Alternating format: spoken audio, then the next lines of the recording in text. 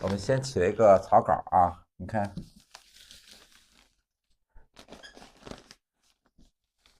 对不对？我们先起了一个草稿啊，还是以这个斜景为主的那个呃局部的地方，哎，局部的地方我用了一些这个肌理的效果啊，特殊的肌理效果，就是说用我们这个白矾，对吧？矾水做过这个肌理啊，这样的一个效果。和我们平时留白的又是不同的一个方法，处理血的方法。按这个啊，按这个草图，没事儿，昨天没赶上，今天我们还是啊，今天老师再给对大家讲一种新的一种化学的对，方法啊。嗯，别说特殊，就说具体效果就行。对，激励效果啊，哎，上来点墨，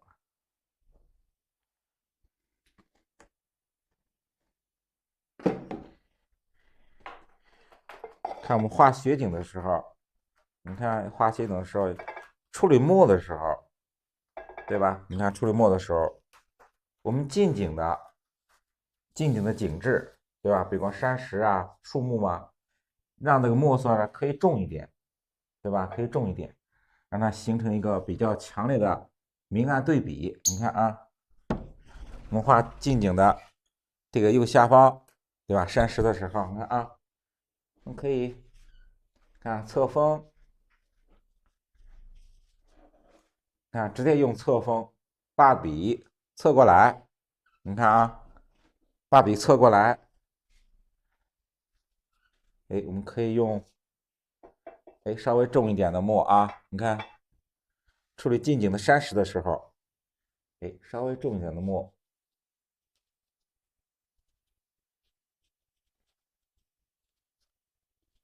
哎，把这个侧面结构，对吧？就是我们这个断切面，山石的断切面，我们处理出来。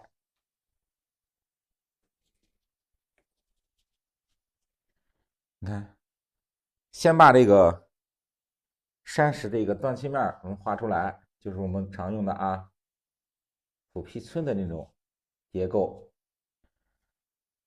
墨呀，用的要重一点，哎，要重一点。哎，你看过来，然后啊，这个面处理完以后，我们上面山石上面的血，你看怎么去处理？我们昨天也讲啊，用这个对称法、留白，还有黑白的对称方法，对不对？你看啊，山石的地方、暗的地方，墨要重一点；留白的地方，对不对？就是我们血的地方，哎，血落的地方，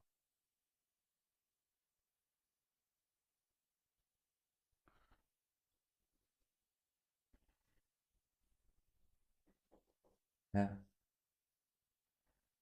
就用我们这个侧锋啊，你看你山石结构，就用侧锋，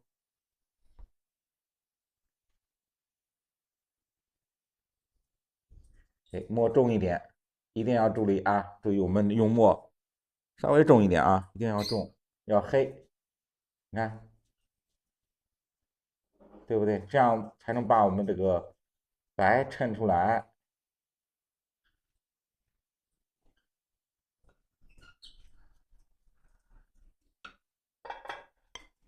到上面的结构，你看啊，到上面的时候，哎，用淡墨，哎，稍勾一下这个山石的外形，哎，稍勾一下山石的外形，你看对不对？这是我们墨重画的这个山石结构，对吧？衬托一下我们山石上面积雪，哎，是这样的啊，你看这样去作为互相去衬托啊。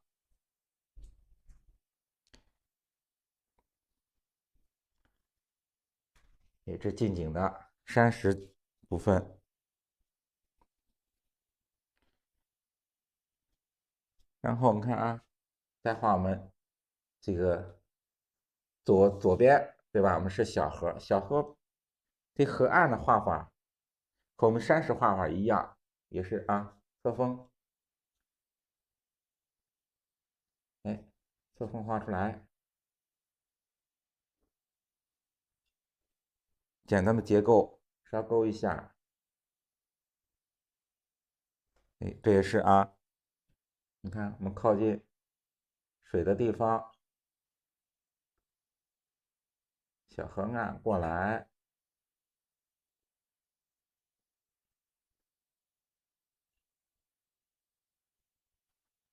哎，小河过来，这就是哎，上面呢，对吧？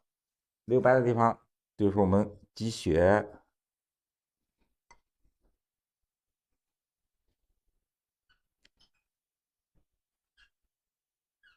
再过来一个，你看左边一个河岸结构，勾一下，过来也是啊，用侧锋啊。我们这个结构的时候，都用这个侧锋去画，你看就上下把笔侧过来，看啊，侧过来以后勾这个结构，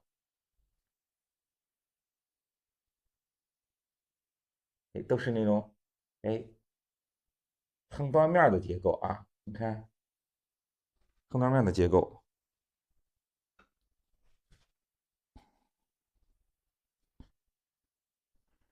画小桥的时候，先画个小桥过来，用注墨，我们画出这个桥的这个桥桩的地方。下面的结构也是啊，看注墨勾出来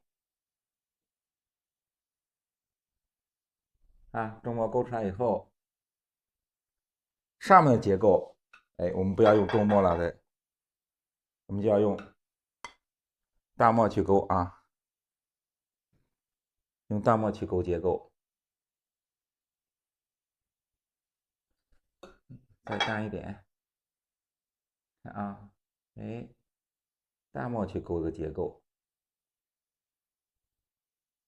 勾完注墨的地方，你看啊，勾完注墨的地方，用淡墨，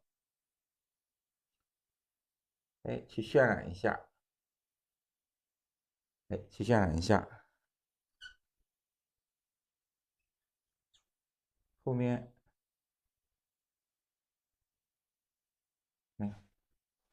这样啊，看小桥的地方，下面的桥板用重墨勾，勾完以后，上面这个积雪，我们用淡墨去复勾一下，对不？简单勾一下这个外形。上面这个要用淡墨啊，不要用重墨，要用淡墨去勾一下。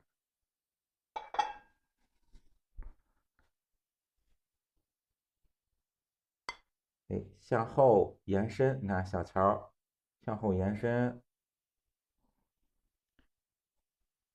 到后面又有一个这个山石结构，你看啊，还是用前面这个结构一样，和前面的结构一样，侧锋画笔，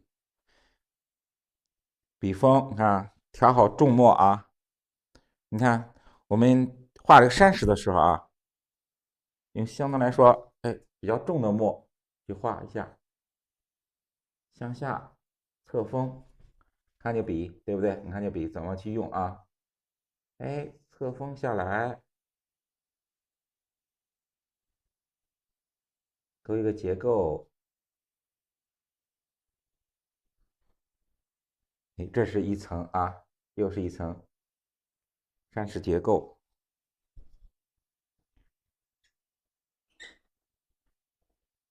过来，简单的勾一个小结构。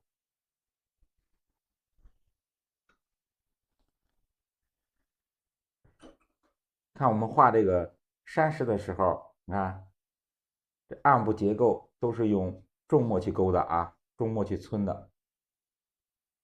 你看，用重墨皴出来，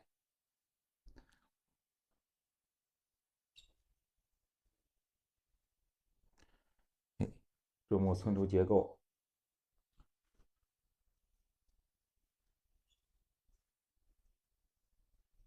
你看，这样我们处理的山石，对吧？你看，你这个山石这个断面结构，用墨越重，对不对？我们讲这个衬托，对吧？反衬法，你看把上面的山石，把上面积雪啊，是不是积雪？哎，衬托的，对吧？越白，你看啊，哎，下面结构过来，小河的这个河岸，哎，大墨勾出来，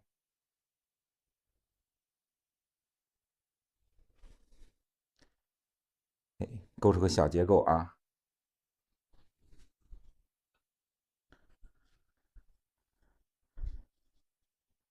哎，上面山石的地方，你看，我们再加一个结构，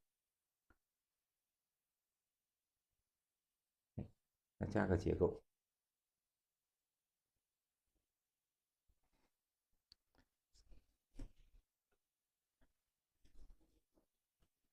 哎，勾完这个平台，对吧？你看啊，近景的山石，这是大面的一个留白，就是我们积雪的位置。哎，上面是个平台，哎，上面平台的位置，我们去安排这个建筑啊，勾个小房子。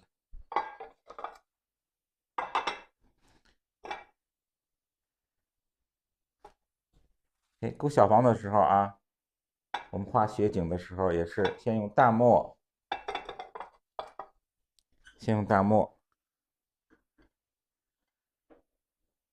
哎，先把这个房顶的位置勾出来，对吧？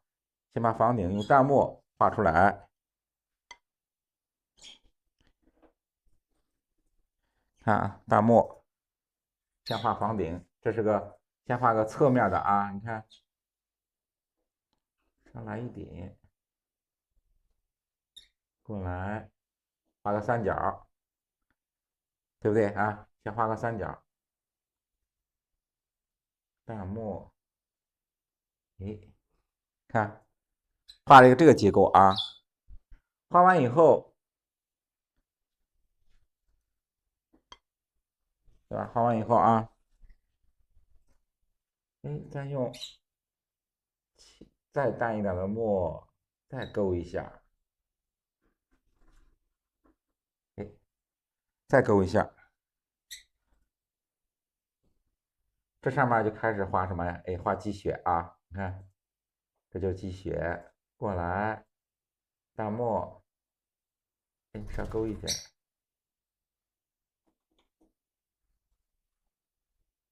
哎，看，这就是一个房顶，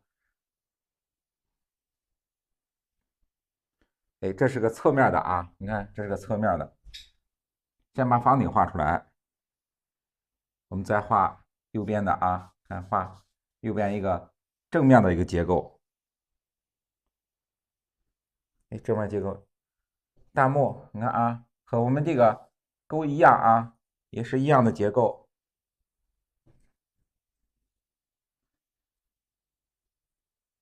哎，过来，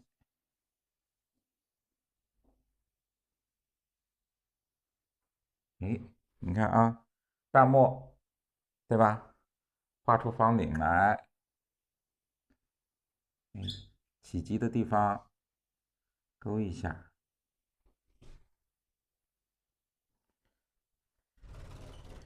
勾完一个淡墨以后，再用清水，哎，用清水沿着这个结构线，你看，再来一层，哎，再来一层，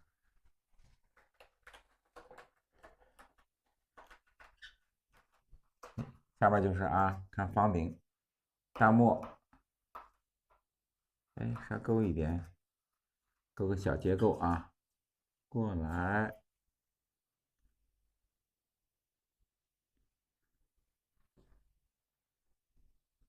哎，这就是房顶的积雪，我们先画出房顶和房顶的积雪啊，先把这个完成，对吧？先完成这个结构，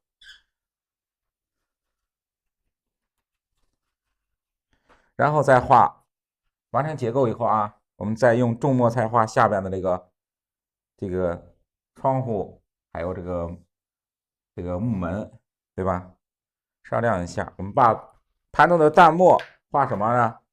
哎，画我们近处这个小河边的这个坡岸，哎，用淡墨画出来。你看，哎，先画这个结构啊，用盘中剩的淡墨，哎，先把这个结构处理出来。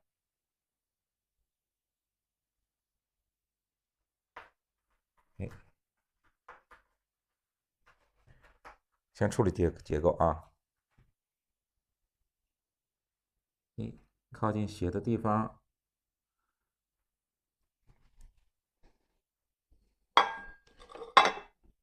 下面我们画这个墙面的时候，你看啊，我们房顶的积雪都是用淡墨去处理的，对不对？哎，到下面你看我们画下面结构的时候，墙面和我们窗户的时候啊，要用稍微重一点的墨去画。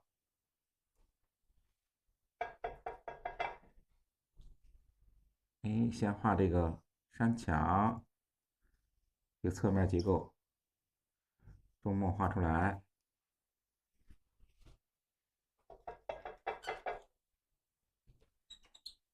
哎，小窗户，看，重墨画出个小窗户来。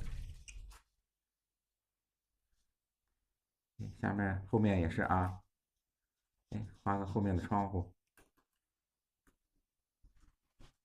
哎，用重墨啊，你看，画下面的结构，窗户对吧？还有墙的位置，要用重墨去画啊。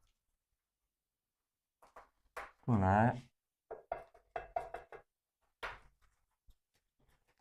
看啊，下来，重墨去画，用笔呢稍干一点。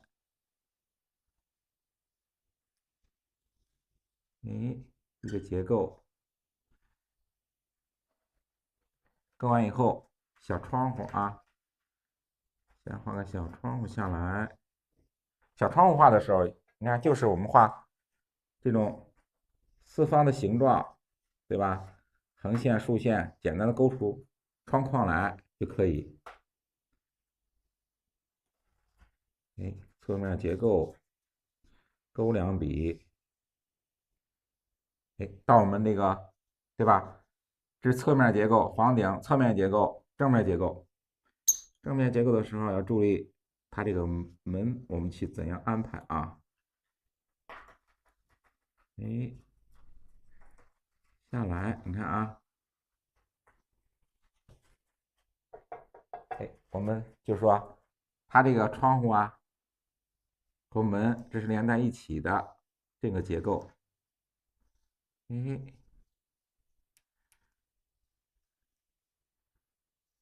下面哎勾出来，看它是这种透视的效果啊。哎，这种透视效果过来，看画下面结构的时候，画我们墙面啊，还有我们这个窗户啊，还有门的结构的时候，用笔呢，对吧？稍微的让它墨重一点，这个含墨呢，让它干一点啊，笔中的墨处理的稍微干一点。嗯，哎，这样过来，看处理完以后啊，用干笔侧锋，看啊，侧锋怎么去画这个啊？房檐下面，你看沿着房檐下面用侧锋，哎，你看擦一下，擦下这个墙面的结构啊，看就顺着这个房檐儿，哎，看，向下啊，向下稍擦一点，对吧？表现那种墙面那种粗糙。哎，下来稍擦一下。哎，看后面也是啊，这个结构也是向下，看用干笔侧锋下来，看这样我们后边用后边这个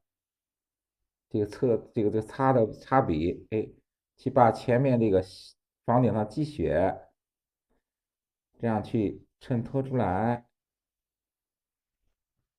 哎，这样去衬托出来。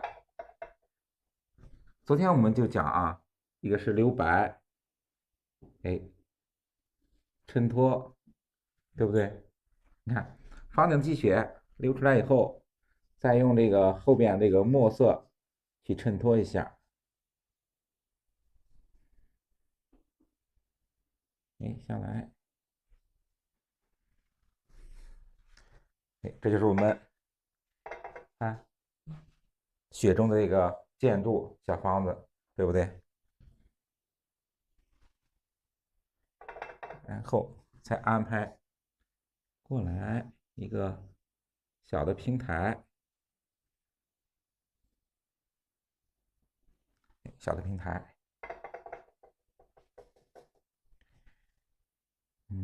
看画篱笆墙啊，哎，我们再安排一个小篱笆墙。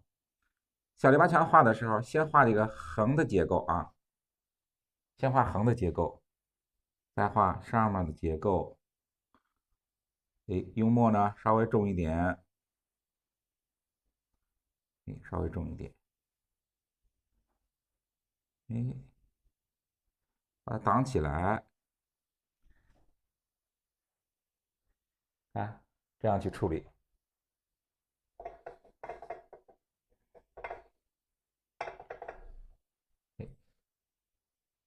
然后我们处理这个松树啊，画松树的时候，画这个雪松。昨天我们也讲这个雪松怎么去画啊。先画一个树干，你看，哎，先画树干。这个雪松的树干比较挺拔，对不对？比较挺拔。哎，可以稍微的画的直一点。哎，画出来以后啊，看，画出枝干以后啊，主干画出来，左右去画啊，你看，左右去画叶子。哎，昨天我们就画这个树的时候，你看就讲啊，左右和我们大写的这个八字一样，哎，左右去分，左右一笔，左一笔，右一笔，你看这样去画，哎，左一笔，右一笔，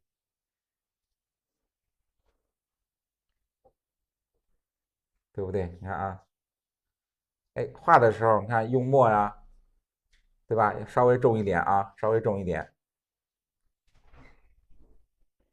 哎，左右去分它这个叶子，就注意它什么呀？哎，长短，对不对？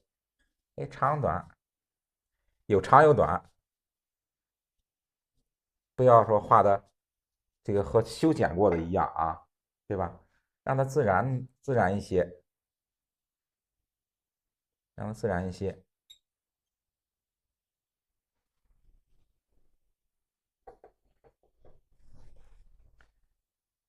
哎，画出来，你看啊，哎，它是到树尖的地方，它叶子少；到中间的时候，哎，叶子比较多，它出枝出的也比较多。你看，它出枝出的也比较多，所以说我们画的时候，树尖的地方，哎，叶子少一点，松枝少，哎，到下边，对吧？松弛多一点，松弛多一点。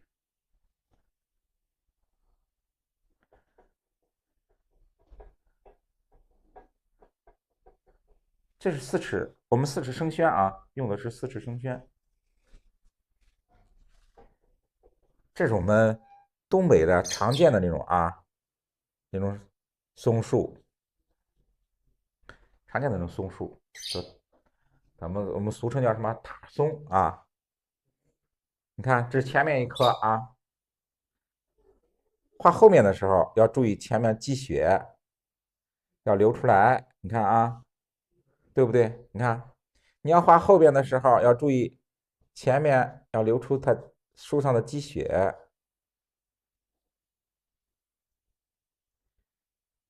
把前面的树上积雪流出来，你看，对不对？这是前面树上的积雪，我们要流出来，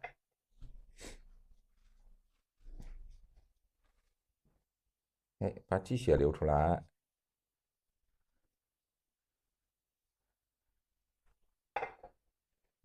过来到下边，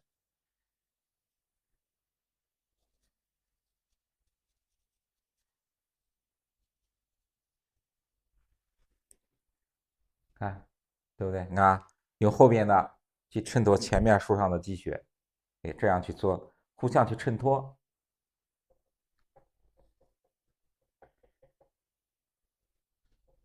然后看，今天我们画后面啊，画那种，对吧？那种枯树啊，雪中的枯树。用墨呢，也是啊，重墨。我们画雪景的时候啊，画雪景的时候，这个墨，对比稍微强烈一点，就是你比如说我画上面放的积雪，就是说比较淡的墨，比较淡的墨。后树干的画这个树的时候，我们用墨呢，对吧？要重一点，稍微重一点。你看，也是啊，由上向下画这个树枝啊，由上向下，还是先左后右，先左把树干画出来，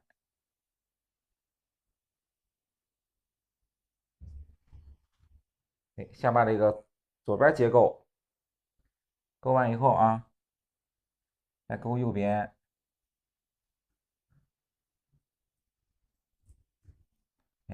再勾右边，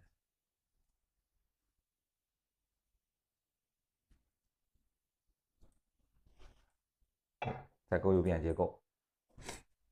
勾的时候就和我们画这个鹿角，就常讲啊，鹿角枝，对吧？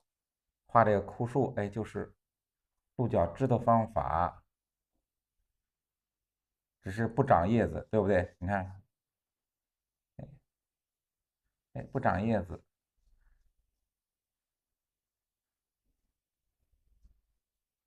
我们开始练的时候也是啊，都是先从什么枯树开始。你把叶子把这个树枝你穿插好以后，树有了形，然后你再长叶，对不对？都是先从枯树开始画起。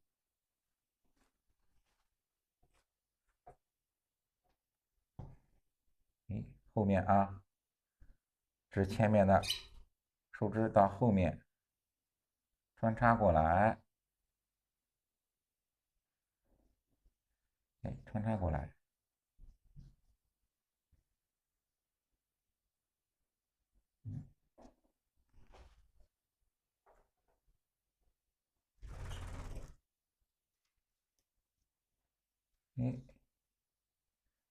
枝，对吧？树后面不是房子的后面，对吧？有枯树去衬托一下，去衬托一下。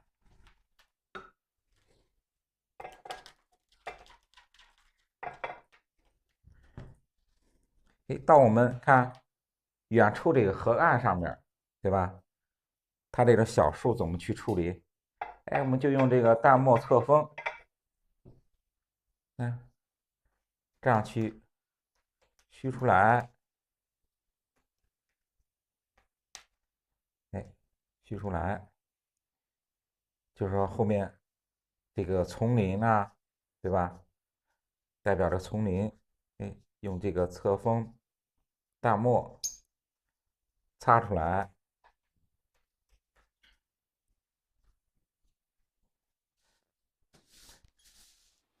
看我们勾完这个枯树的地方，对吧？有的地方就是说，如果是留白，你如果留白的话，这个小树这地方就是不容易留白，我们就用这个反水啊，哎，就是我们画画的也有常用这种肌理的方法，处理肌理方法，用这个白矾，我们提前用的时候啊，提前把这个白矾泡好，哎，用温水泡好以后。用这个反水，看浮勾一下啊，你看浮勾一下我们这个树枝的地方，这样啊，你看需要留积雪的地方，小树枝的地方，你看如果雪比较大的话，它这个小树枝啊、树干上，它就会有存着积雪。你看我们要留白的话，这个地方不容易处理，我们就用这个反水。做这种肌理效果啊。哎，你看，就画在树干的地方，哎，树干的这个侧面儿，哎，用这个我们提前泡好的这种反水去勾一下啊，哎，稍勾一下，哎，复勾一下，把这个树干上面，哎，复勾一下就可以。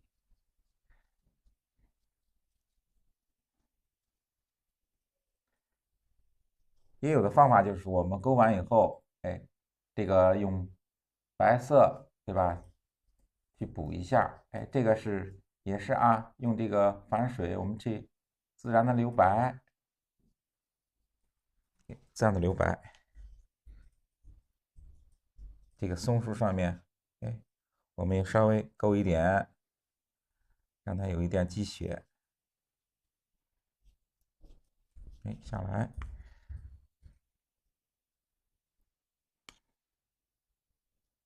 稍勾一点，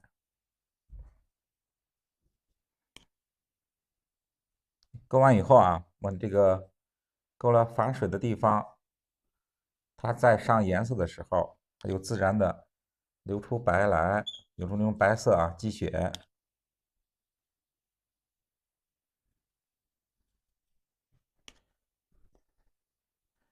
哎，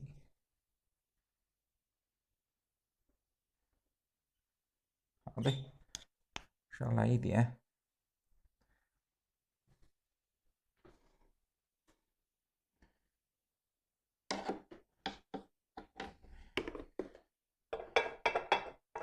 看，用反水勾过的地方，哎，我们等它晾干以后啊，就可以。反水就是没有加太白啊。对，没有啊。反水就是用我们平时用的那个矾加的那个水去调开就行了。啊，你用的时候提前，我这是提前调好的啊，就是用的时候提前泡好。他那个购课呀，那个手机号不知道最近那个平台是有点小 bug，所以有时候大家上传自己的手机号填写不了，您就填写个家人的，或者等一会儿刷新一下再去尝试一下啊。他那个就是一个拍课凭证，我们看课还是跟您就是现在注册的这个账号相关的，那个填写谁的都没关系。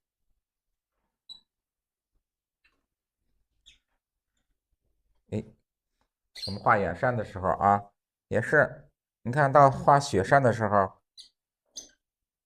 对吧？尤其是我们画远处的雪山，大漠啊，你看，一定要用大漠去画。也是简单的勾出山的大致轮廓啊，哎，大致轮廓勾出来。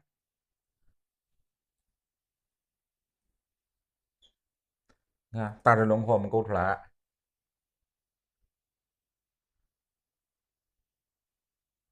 哎，不要说画的特别详细，对不对？昨天我们就画的时候就讲这个啊，哎，画雪山的时候，它被雪覆盖，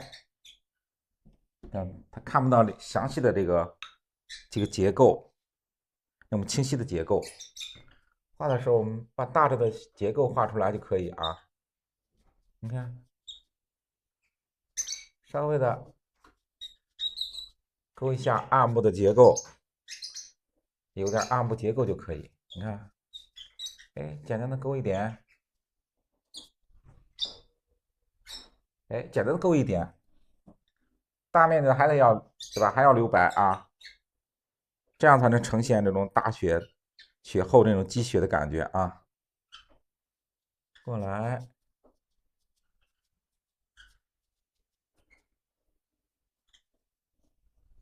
你看，这就是一个远处雪山的一个结构啊，对不对？简单的分一下就可以啊。哎，山凹进的地方，对吧？哎，寸两笔，这样就可以，看看，对吧？就这样寸两笔。然后这个山谷的地方，对吧？你看山与山之间山谷的地方也是啊，侧锋，哎，我们就用这个淡墨侧锋，你看这样去寸两笔就可以，哎，寸两笔就可以。到下面续下来，哎，你看这样啊，只表现什么呀？哎，只表现整体的，看远山，只表现整体的效果，对吧？不是画平时画的这个春夏秋，对吧？这种景致的时候，你把里边结构交代的特别清晰。哎，我们画雪山的时候，哎，简单的交代一下它的大致的这个前后关系，还有山与山之间的这个明暗关系，交代一下就可以。用淡墨，对吧？用淡墨交代一下。哎，简单的几个结构，可以随意一点啊，对吧？你看画的结构的时候，你可以随意一点。哎，前后你看，前后有山谷的地方，我擦两笔，你看稍擦两笔就可以。大面积的，看我们还是大面积的留白啊，大面积还是这种积雪。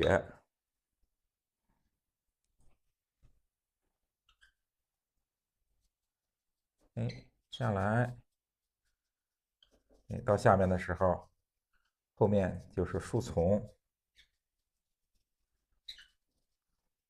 哎，大墨画树丛。看小河，我们昨天也是画小河的时候，对吧？到雪天的时候，它的河水它不是白的，对吧？它是暗的啊，相对来说它是发暗的水，所以说我们把水用淡墨啊，用淡墨去渲染，哎，用淡墨去渲染，用淡墨把我们水的地方染一下，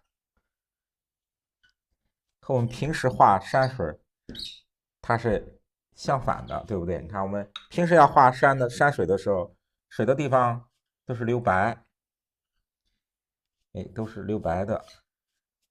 我们画雪景的时候，哎，山的地方留白，水的地方呢，对吧？它就是变成黑色。有朋友说特别对，河水结冰了，对。对，河水结冰以后，它呈现的这个颜色，比较暗的颜色，对不对？过来，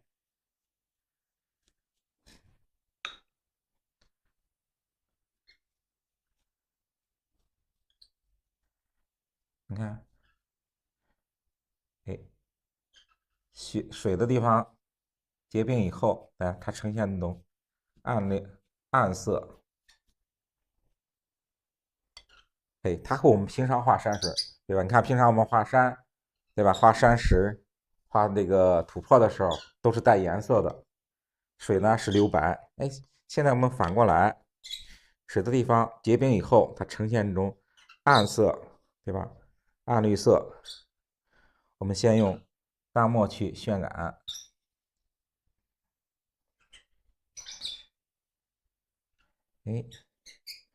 树木的地方加一些小的苔点，去丰富一下。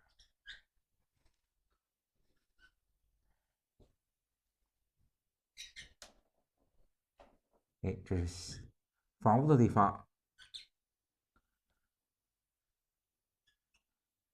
我们可以，对吧？画一些脚印，代表有人，对吧？串门啊，画一些小脚印儿，画一些小脚印儿啊。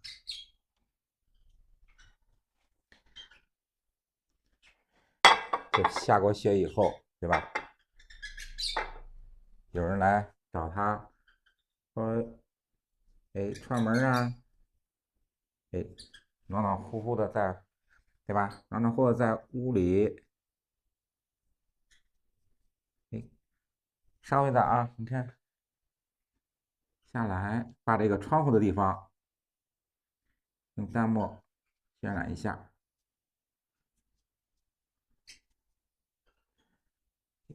稍擦一下，少加一点，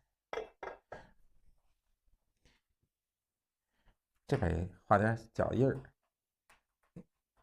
加点小脚印儿，过来给桥上过来，你看，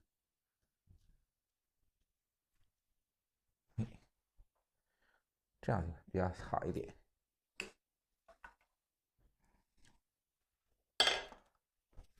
我们可以先染一下天空啊，天空地方这个没有墨色，先染天空。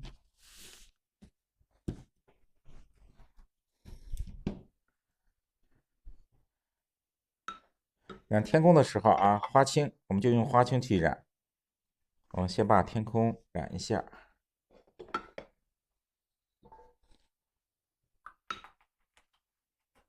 染天空的时候，那可以用一支这个提斗，对吧？小提斗也可以，用这种排笔也可以啊。稍微大一点的笔。染天空的时候，我们可以用稍微大一点的啊。花青里面，对吧？稍加一点啊，稍加一点淡墨，这样去渲染天空。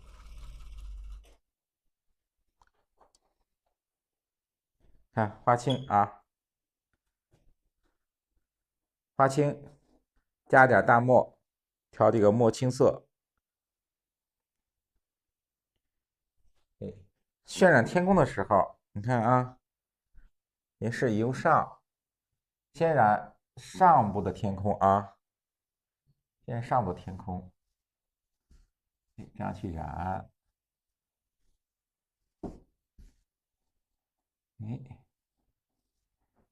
稍染一下。我们染天空的时候也是啊，由上向下染，然后上面的墨色呢颜色，对吧？让它重一点啊，稍微注意一下上面的天空，让它重一点。然后向下染。哎，我们边染的时候，你看，边染的时候边往这个调色盘里边加清水。哎，这样啊，随着我们清水加的越来越多，哎，这个颜色呢也是啊，由深到浅一个变化，你看对不对？哎，由深到浅的一个变化。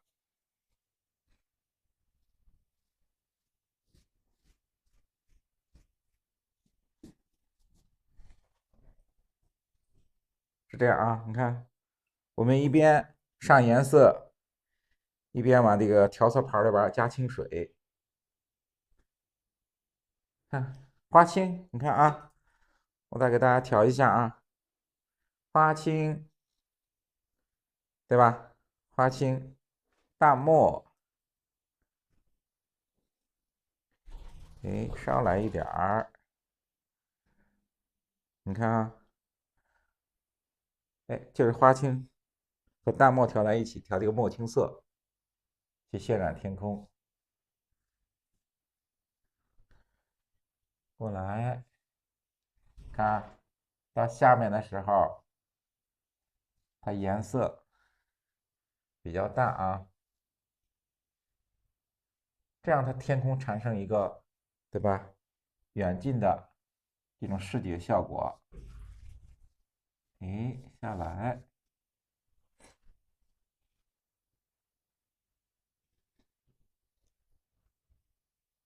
染靠近山顶的地方，对吧？稍微慢一点，稍微慢一点。哎，把我们这个远山，对吧？远山留出来。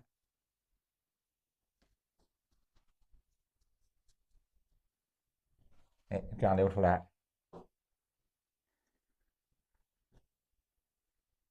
先把这个天空，我们先渲染一下啊。花青、淡墨，哎，就两种颜色，对不对啊？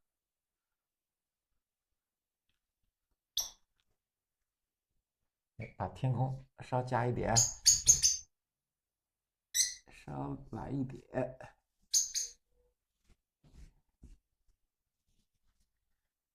让它就是说天空的颜色，看上部的天空颜色稍微重一点啊，稍微重一点，让它越靠近山顶的地方，哎，越靠近山顶的地方，让它淡下来。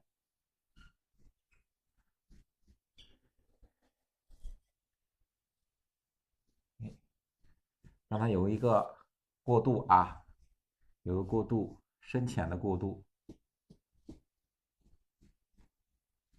如果你看，你如果天空你染成那个一种颜色，对吧？一种颜色，它就没有那个远近的距离，那种视觉，对不对？你把上面染的重一点，哎，越向下颜色越淡，对不对？它就产生那种远近的纵深感。哎，这就是我们天空啊，哎，花青、淡墨。我们先上这个房屋的地方，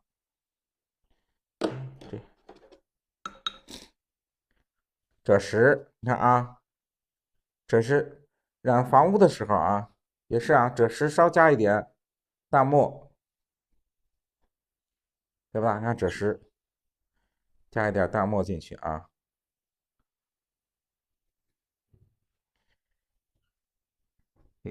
房顶地方不要动啊，看积起的地方不要动。哎，先上这个房屋的地方，哎，上一点，哎，上这个颜色啊，赭石加淡墨，哎，先把这个房子染出来。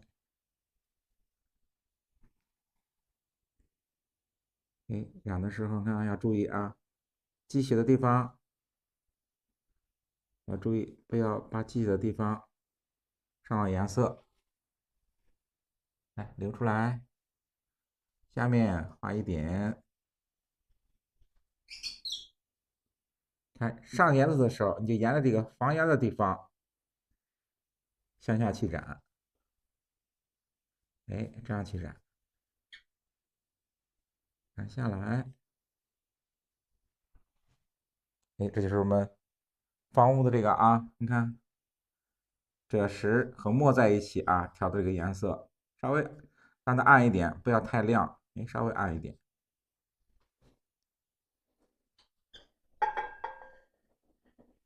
到这个窗户的地方，对吧？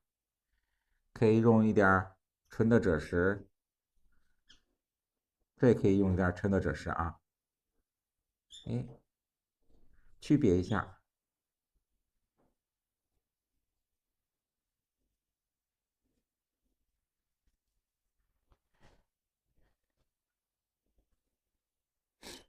下边就是我们石头的地方，你看，石头地方用什么？用花青啊，还是用些花青。你看啊，花青、淡墨，花青淡墨，少来一点儿。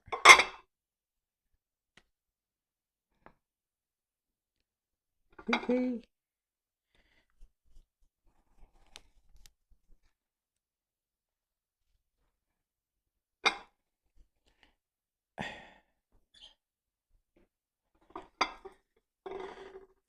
上来点花青啊，花青淡墨，还是挑这个染天空的颜色一样啊，这个墨青色，我染在这个石头的地方，你看啊，染这个地方，下来，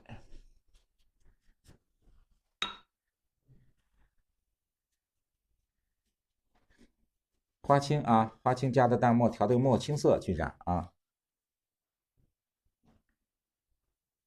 稍染一下。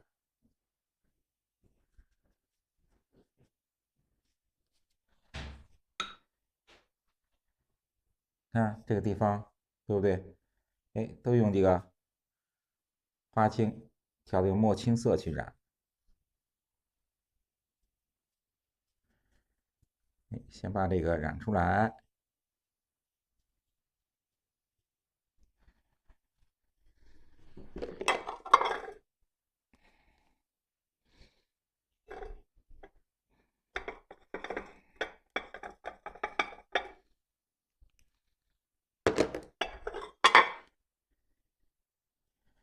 然后啊，下面就画这个水的地方。水的地方不上了淡墨嘛，对不对？上完淡墨以后，我们再用这个花青色啊调的这个墨青色去再渲染一下，让它发一点这种稍微轻一点的这种暗绿色。你看，加点颜色，稍加一点，对吧？让它水中有一点的这个花青色。你要淡墨的话，它感觉不是说，就是不像冰的那种感觉。这样加一点花青，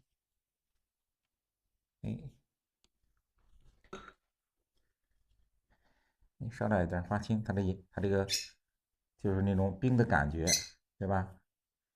水的这种感觉就能体现出来。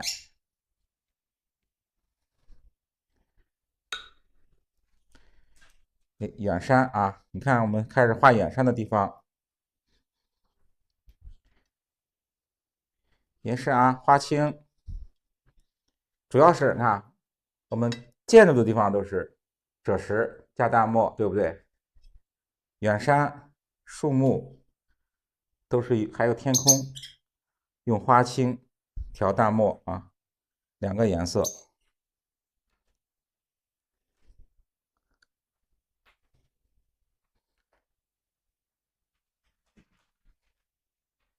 哎，先把近景的这个树丛画出来。先用这个花青调的这个墨青色，先染出这个树丛。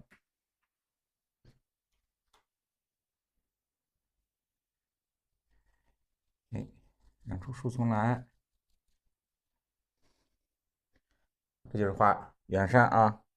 染这个花青的时候，你看我们上在什么地方？上在我们这个村的地方，简单的有村的地方啊。沿着村的地方稍染一点啊，稍染一点墨青色，稍染一点墨青色。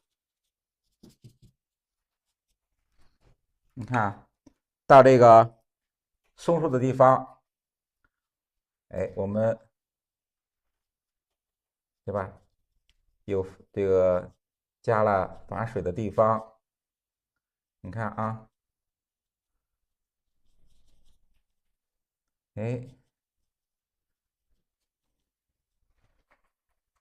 它看这是加反水的地方，对不对？很自然的流出积雪的这个层次啊，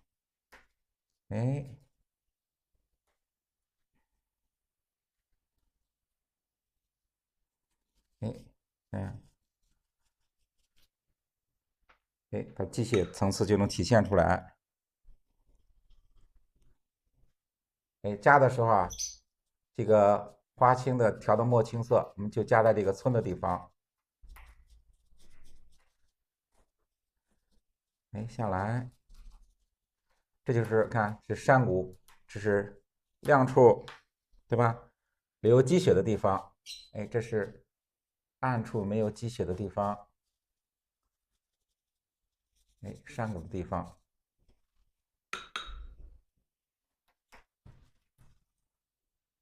稍微的上一点清水。你看，我们要画这个用这个反水浮沟的地方，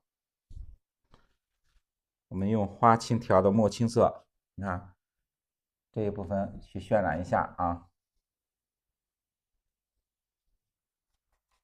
你看，你这样去渲染。大家看到现在那个老师画这个树的地方，对，它你看，上颜色它上不上去。对，它有这个，画的这个地方，对，那地方就是用对反水这个加过的地方。你看，你上颜色，对吧？它就很自然的流出这个下边反水这个画的这个白雪。你看后边也是啊，画在反水的地方就上不上颜色。树杈的地方啊，对，你看，对，这树杈的地方，包括我们画什么雪竹，对不对？对，这样画啊。对，画这个雪竹，还有局部这个，你就是留白不容易留白的地方，比如说画这个小树林，你留白，对不对？你不是说我们画房顶啊，你大面积留白，你好处理。你这小树枝的地方，对吧？这个结构太多，你留白不容易留出来，我们就用这个反水，先处理一下，先处理一下，下边划一点，你看上面可以用稍微淡一点的清水，把这个雪山，去渲染一下。你看，我们上来你用的颜色，你去渲染一下。看，这就是我们树枝上，对吧？勾过这个反水的地方，它上不上颜色，上墨也上不上去，哎，很自然的流出这个积雪的位置来。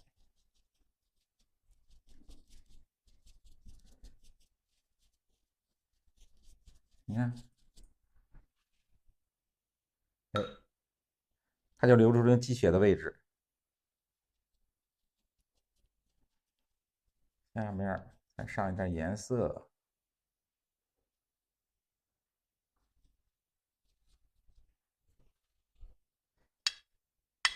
对不对？你看啊，这都是它自然的流出这种积雪的这个效果。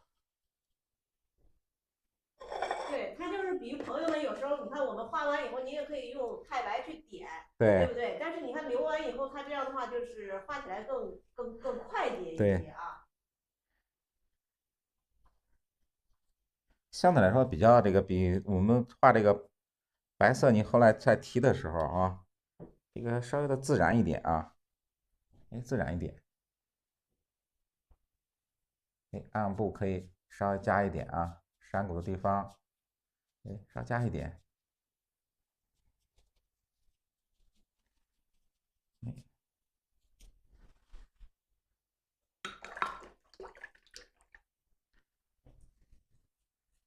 哎，可以，你看啊，上完花青的时候，哎，你可以用清水啊，用清水把这个颜色呢稍微过渡一下，哎，稍微过渡一下，让它晕染一下，你看，哎，稍微让它晕染一下。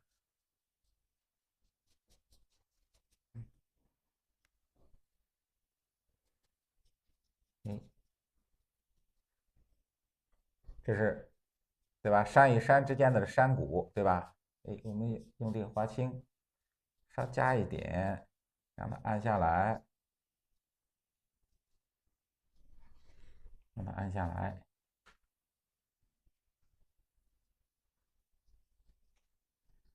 你看，这样去处理一下啊，哎，稍微这样处理一下。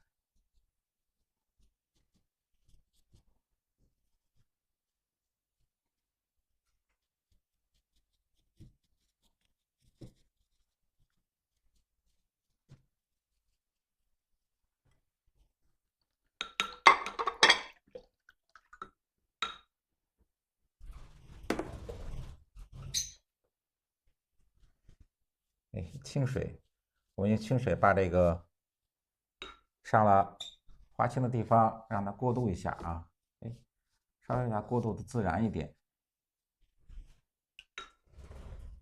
用清水，对吧？可以用清水把这渲染一下，哎，把清水过渡一下。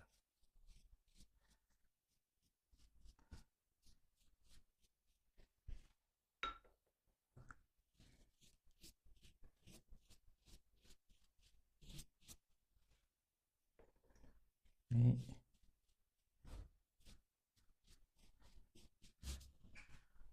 那么下边你看啊，下边山和前面的树丛中间，哎，我们可以稍微的用这个淡的墨青染一点云雾啊，你看，对吧？可以染一点云雾，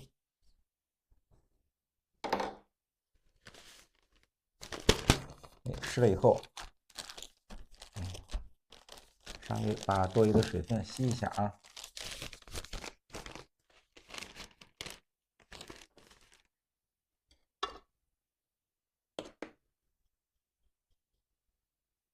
哎，稍微给它过渡一点，哎，稍过渡一点啊，有点淡的花青，对吧？让它稍微的过渡一点，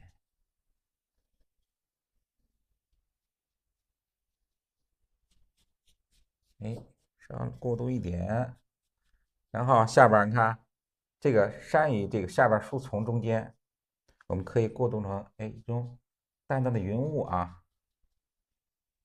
这是我们染云的方法。先打湿，对不对？哎，先打湿一下，染一点淡淡的云雾。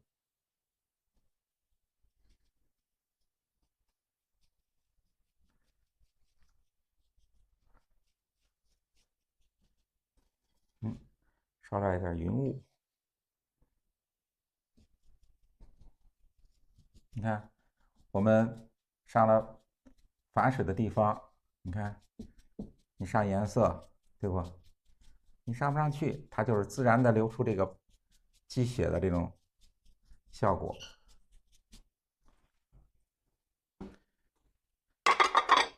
哎，看啊，整体的啊，哎，整体的颜色，哎，建筑地方赭石、大漠，对不对？山石的地方，河水、天空，对吧？还有我们的雪山，都是用花青、淡墨，对吧？两种颜色就能把我们这个雪景，哎，就能体现出来。嗯，矾水就家里边咱厨房用的那个小白矾，对，白矾就可以了，用水和开就行，不用去专门买啊，不用专门买。我知道有卖的那个一瓶多少，好还挺贵。你家里边那个买个上那个副食店都有白矾啊，白矾用水调节开就可以了，一点就可以，对吧？你看我们只在这个树尖的地方稍用一点，对吧？稍用一点，我们房顶的地方还是大面积的，还是留白，对不对？我们也没有用。